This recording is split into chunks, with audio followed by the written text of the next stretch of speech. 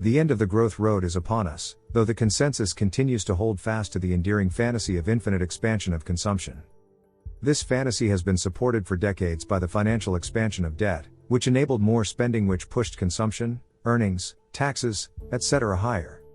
All the financial games are fun, but growth boils down to an expansion of material consumption. More copper mined and turned into wire, which is turned into new wind turbines, housing, vehicles, appliances, etc. There are three problems with the infinite expansion of consumption growth paradigm. Everyone in developed economies already has everything. The solution is planned obsolescence and the obsessive worship of marketing, which seeks to manipulate consumers into buying stuff of marginal utility that they don't actually need with credit. This is sold as fashion. The reality is many consumer goods are of far lower quality than previous generations of products and services. Some of this can be attributed to lower quality control and the relentless pressure of globalization to lower costs, but it's also a systemic expansion of planned obsolescence. Product cycles, low quality components, designs intended to be unrepairable, etc. have all been optimized for the landfill economy, where products that once lasted for decades are now dumped in the landfill after a few years of service.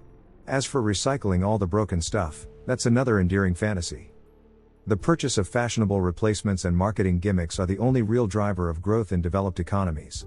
Life is not being enhanced with better quality or utility, it's supposedly being enhanced by new stuff, the only benefit of which is that it's new. The claimed benefits are marginal.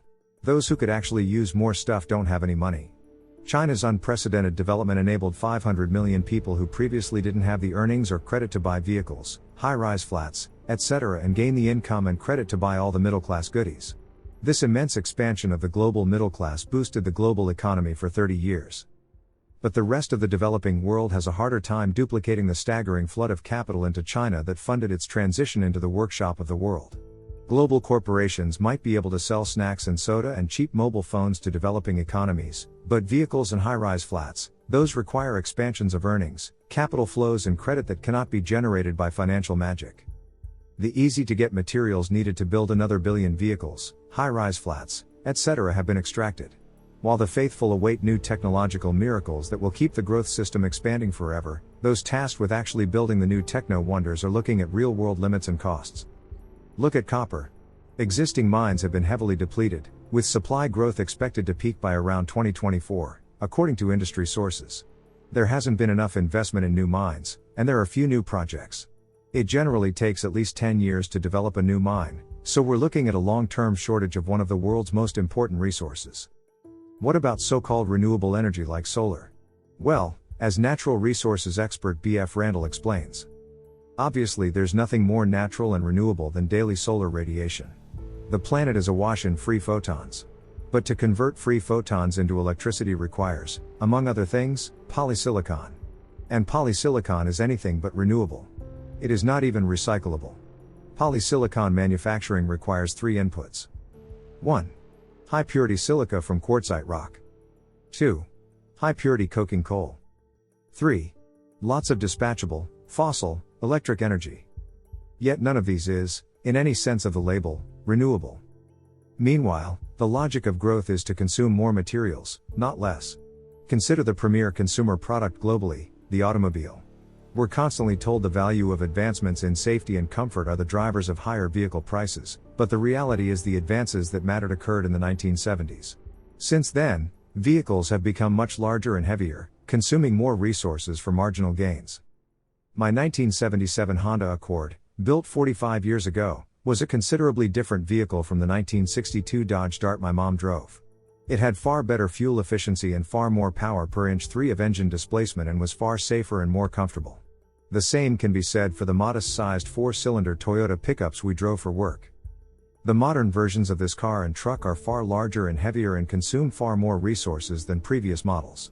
If we scrape away the marketing mind tricks, we would conclude the 45-year-old vehicles were far more environmentally sound than the bloated modern versions, and the supposed advances, rear cameras, Bluetooth sound systems, etc., are either marginal or annoyances. I looked through a Toyota Prius manual a few years ago. The majority of the thick book addressed the convoluted, complex sound system. Issues such as why the starter battery went dead if the car wasn't used constantly were unaddressed. Electric vehicles and hybrids use far more of the planet's resources than simple ICE, internal combustion engines, vehicles, and they don't last as long as they're heavy, Costly batteries must be replaced long before the basic ICE vehicle reaches the end of its useful life.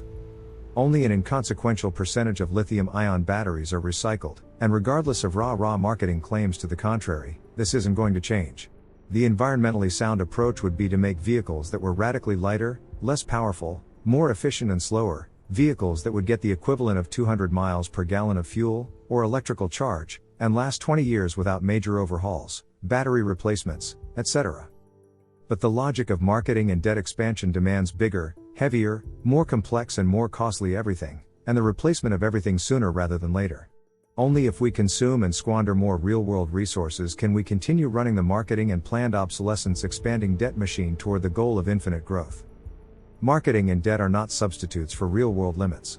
A great many people are enamored of techno-promises of limitless energy, etc., but they don't look at the vast material consumption needed to build and maintain it all. I'm talking about techno-wonders such as fusion reactors, incomprehensibly complex, nuclear reactors, huge, complex plants that take years to build, or the mining operations needed to dig up and process all the copper, uranium, bauxite, etc. that all these techno-wonders require in the real world. We've reached the end of the growth road in which the expansion of marketing and debt magically increase the materials we can consume.